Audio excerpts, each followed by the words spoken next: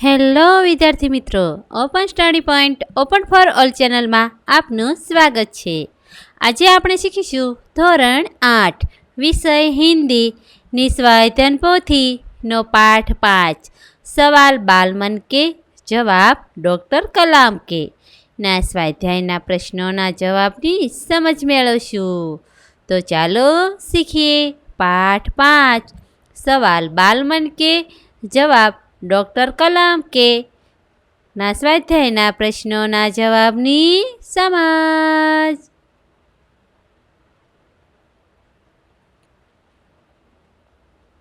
प्रश्न क्रम 1 अ. प्रश्नों के उत्तर संक्षिप्त में लिखिए. 1.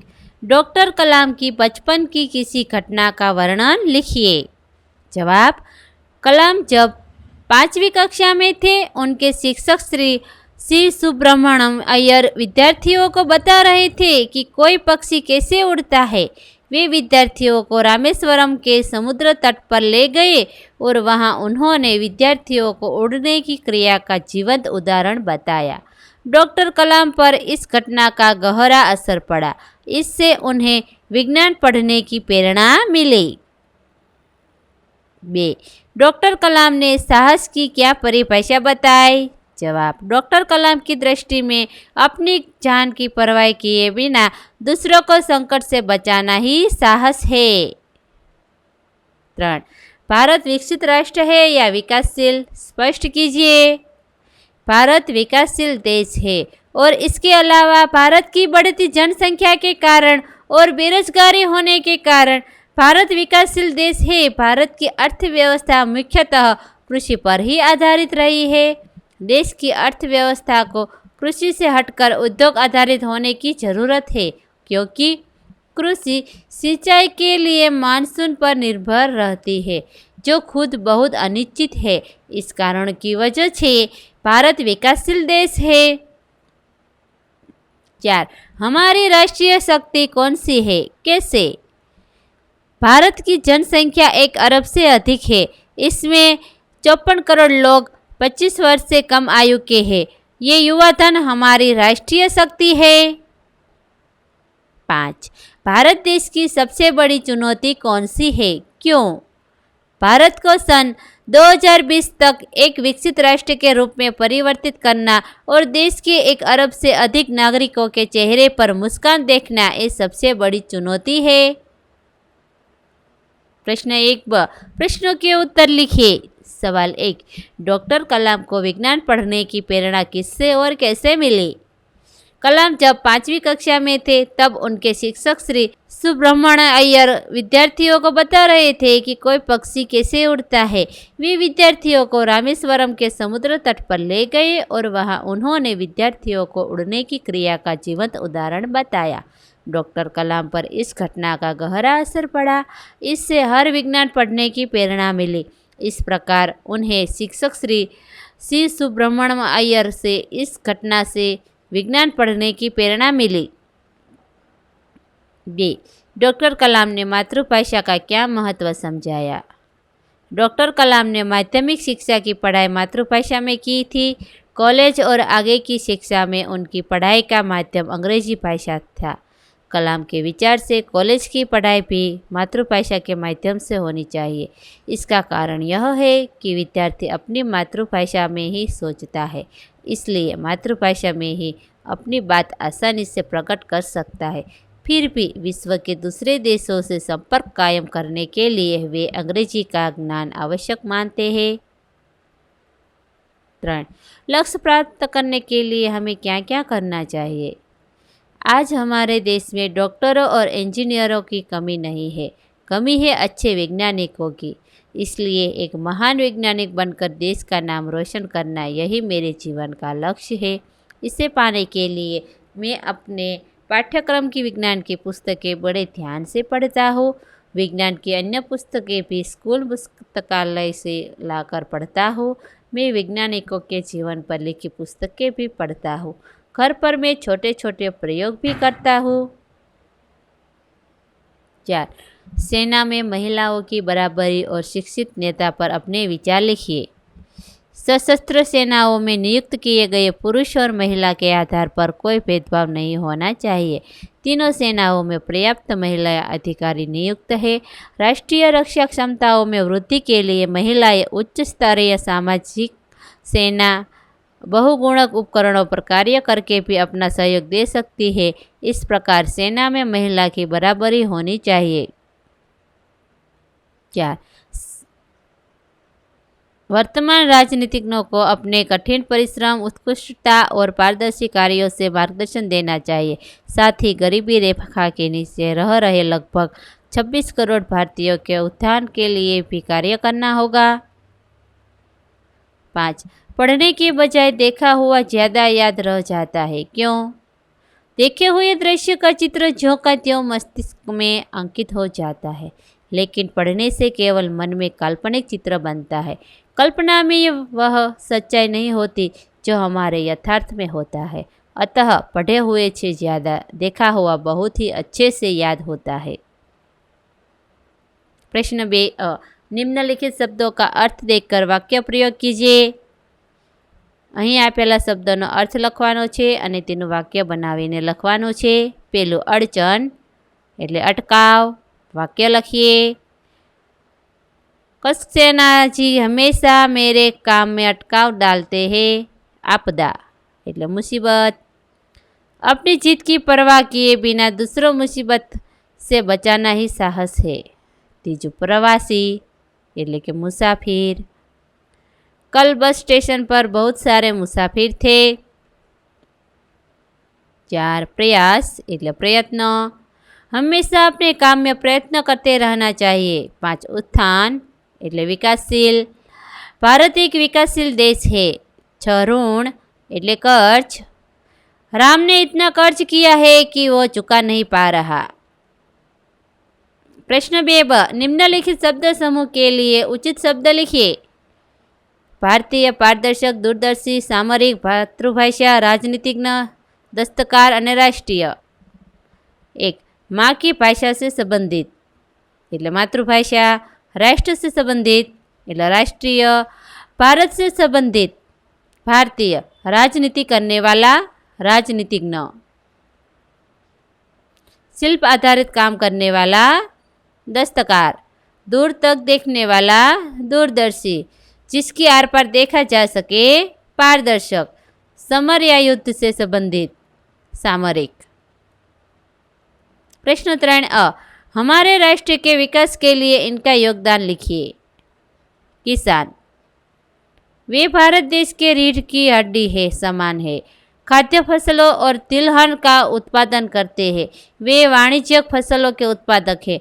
वे हमारे उद्योगों के लिए कुछ कच्चे माल का उत्पादन करते हैं, इसलिए वे हमारे राष्ट्र के जीवन रक्त है। मजदूर। एक मजदूर देश के निर्माण में बहुमूल्य भूमिका निभाता है और उसका देश के विकास में अहम योगदान होता है। किसी भी समाज, देश, संस्था और उद्योग में काम करने वाले श्रमिकों की अहम भूमिका होती है। मजदूरों के बिना किसी भी औद्योगिक ढांचे के खड़े होने की कल्पना नहीं की जा सकती। इसलिए श्रमिकों का समाज में अपना ही एक स्थान है। सैनिक। सीमा पर लड़ते वक्त उन्होंने अपने परिवारों के बारे में एक बार भी नहीं सोचा और हंसते हंसते अपने प्राणों को देश के ऊपर न्यौछावर कर दिया।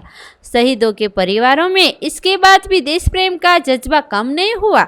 शहीद के बाद चाहे सैनिक का पुत्र हो या भाई, हर किसी के दिल में बस एक ही इच्छा है, सेना में भर्ती होकर देश की सेवा करना।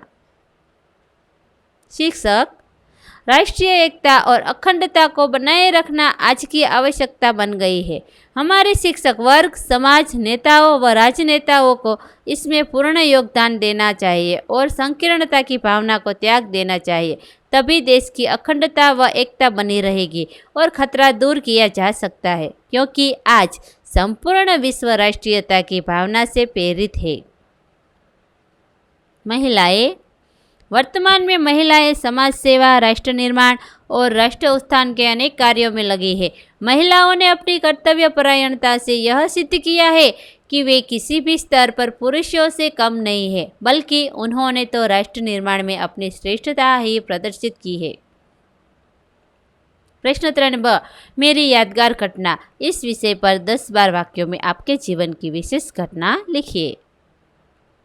गर्मी की छुट्टियां थी। मैं अपने गांव गया हुआ था। गांव के पास नदी थी। मेरा बड़ा भाई अच्छा तैरक था।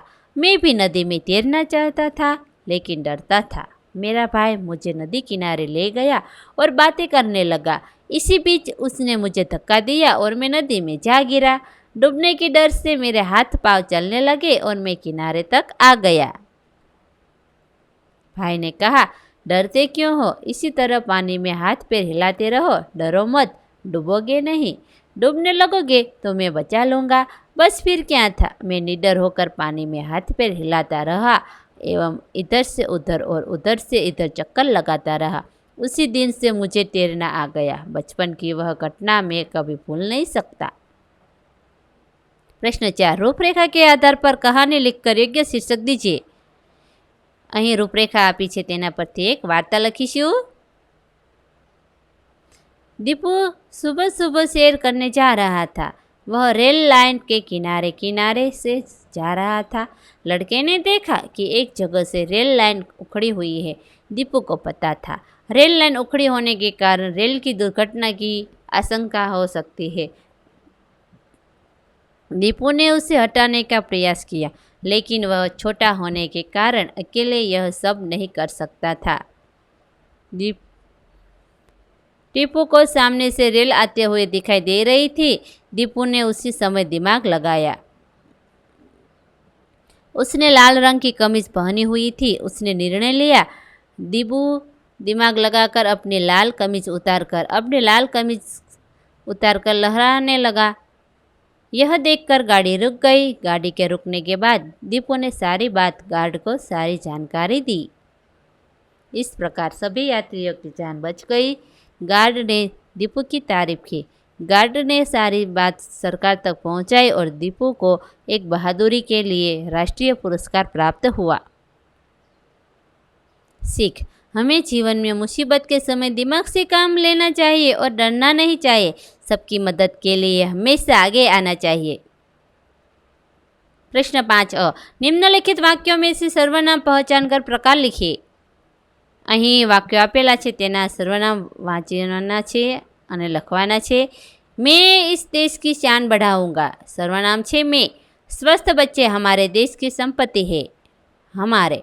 तुम कब आओगे? तुम। जैसा करोगे वैसा भरोगे। वैसा। वह स्वयं इस संगीत की स्रोत थी। वह। प्रश्न 5 ब, सर्वनाम का योग्य उपयोग करके रिक्त स्थानों की पूर्ति कीजिए। અહીં આપેલા વાક્યમાં સર્વનામ કૌંસમાં આપેલા છે, તેનો યોગ્ય ઉપયોગ કરીને વાક્ય પૂર્ણ કરવાનું છે। પહેલું છે यह मेरी किताब है। सानिया ने तुम्हें बुलाया है। यह तुम्हारा भाई है। मैं वह नहीं जानता। लगता है मेरी यह बात अच्छी नहीं लगती। यह किसने किया? प्रश्न 5 क, नीचे दिए गए सार्वनामिक शब्दों का उपयोग कर वाक्य बनाइए। कौन? वहाँ कौन खड़ा है? जो तुम पढ़ाई लिखाई नहीं करोगे तो फेल हो जाओगे। वे बड़े ही अच्छे लोग हैं। इन्हें अच्छे से समझाना होगा। स्वयं। मैं स्वयं पढ़ाई कर लूँगा। प्रश्न 6, निम्नलिखित परिच्छेद में उपर्युक्त स्थान पर विराम चिन्ह लगाकर लिखिए। एक राजा को रास्ते में बूढ़ा किसान दिखाई दिया। राजा ने किसान से पूछा, बाबा आप क्या कर रहे हैं? बूढ़ा किसान बोला, महाराज मैं आम के पौधे लगा रहा हूँ। राजा बोला, बाबा तुम्हारी यह मेहनत तो बेकार है। बूढ़े किसान ने कहा, मेहनत कभी बेकार नहीं जाती। महाराज मैंने जो फल खाए उसके पेड़ मेरे बाप दादा ने लगाए थे। अब मैं जो पौधे लगा रहा हूँ इसके फल मेरे पोते पोतियाँ खाएंगे। किसान की सूझ से राजा खुश हुआ। एक राजा जो रास्ते में बूढ़ा किसान दिखाई दिया। राजा ने किसान से पूछा, बाबा आप क्या कर रहे हैं? प्रश्न चिन्ह मूक्यो छे। बूढ़ा किसान बोला, महाराज मैं आम के पौधे लगा रहा हूँ। पूर्ण विराम। राजा बोला, बाबा तुम्हारी यह मेहनत तो बेकार है। पूर्ण विराम छे। बूढ़े किसान ने कहा, अल्प विराम, मेहनत कभी बेकार नहीं जाती। पूर्ण विराम। महाराज मैंने जो फल खाए उसके पेड़ मेरे बाप दादा ने लगाए थे। अब मैं जो पौधे लगा रहा हूँ इसके फल मेरे पोते पोतिया खाएंगे। पूर्ण विराम। पोते पोतियाમાં વચ્ચે ડેશ મૂકેલો છે। કિસાન की सूझ से राजा खुश हुआ અને અંતે પૂर्ण विराम। प्रश्न 7। अगर आपको देश के प्रधानमंत्री के साक्षात्कार के लिए भेजा जाए तो आप उनसे कौन से सवाल पूछेंगे? सोचिए और सवाल यहाँ लिखिए। साक्षात्कार એટલે કે इंटरव्यू, તેના માટેના सवाल લખીએ। सवाल व्यक्तिगत न होकर राष्ट्र के हित में होने चाहिए। सवाल 1। देश में सब संसाधन सुलभ होने पर भी अभी तक हम विकसित राष्ट्र की श्रेणी में क्यों नहीं आए? बीजो सवाल। हमारे देश में गरीब और अमीर के बीच की खाई बढ़ती क्यों जा रही है? 3। देश में महंगाई इतनी क्यों बढ़ी हुई है? 4। विदेशी बैंकों में जमा काला धन भारत लाने में सरकार अक्षम क्यों है? सवाल 5। किसानों के लिए आप कौन सी नई योजना लाएंगे? सवाल 6। शिक्षा में हमारा देश अभी तक पिछड़ा हुआ क्यों है? 7। युवाओं को रोजगार देने के लिए आपकी सरकार ने कौन से कदम उठाएंगे? 8। पानी की समस्या के लिए आपकी सरकार ने क्या योजना बनाई है? प्रश्न 8। निम्नलिखित परिच्छेद का मातृभाषा में अनुवाद कीजिए। અહીં આપેલો પેરેગ્રાફનો ગુજરાતીમાં અનુવાદ કરીને લખવાનું છે। તો ચાલો લખીએ। પરીક્ષાની પરંપરા પ્રાચીન સમયથી ચાલી આવે છે। જેમ જેમ ટેસ્ટ નજીક આવે છે તેમ તેમ હૃદયના ધબકારા ઝડપી થાય છે। તે દરેક બાબતમાં વ્યસ્ત છે। પરીક્ષાઓ આપણને દુશ્મન જેવી લાગે છે। સ્ટ્રેસને કારણે વિદ્યાર્થીઓને રાત્રે ઊંઘ આવતી નથી। હૃદય ખૂબ જ બેચેન રહે છે। ચિંતાઓ યથાવત છે। ઊંઘમાં દરેક સમયે નકલ અને પુસ્તકોના સપના આવતા રહે છે। અહીં હંમેશા એક ડર રહે છે કે કોઈ વિષયમાં કોઈ કમી ન રહે। વિદ્યાર્થી માનસિક તણાવમાં રહે। જેમની પાસે સંપૂર્ણ તૈયારી છે તેઓ તણાવમુક્ત રહે છે। બાળકોને લાગે છે કે હું ઈચ્છું છું આ પરીક્ષણો વિના જીવન ખૂબ સરળ અને સુખી હોત। આ વિડીયો નિહાળવા બદલ આપનો ખૂબ ખૂબ આભાર અને ઓપન સ્ટડી પોઈન્ટ ચેનલ તરફથી વિડીયો નિહાળવા બદલ આપનો આભાર। આવા બીજા વિડીયોઝ નિહાળવા માટે અમારી YouTube channel open study point અત્યારે જ સબસ્ક્રાઈબ કરો।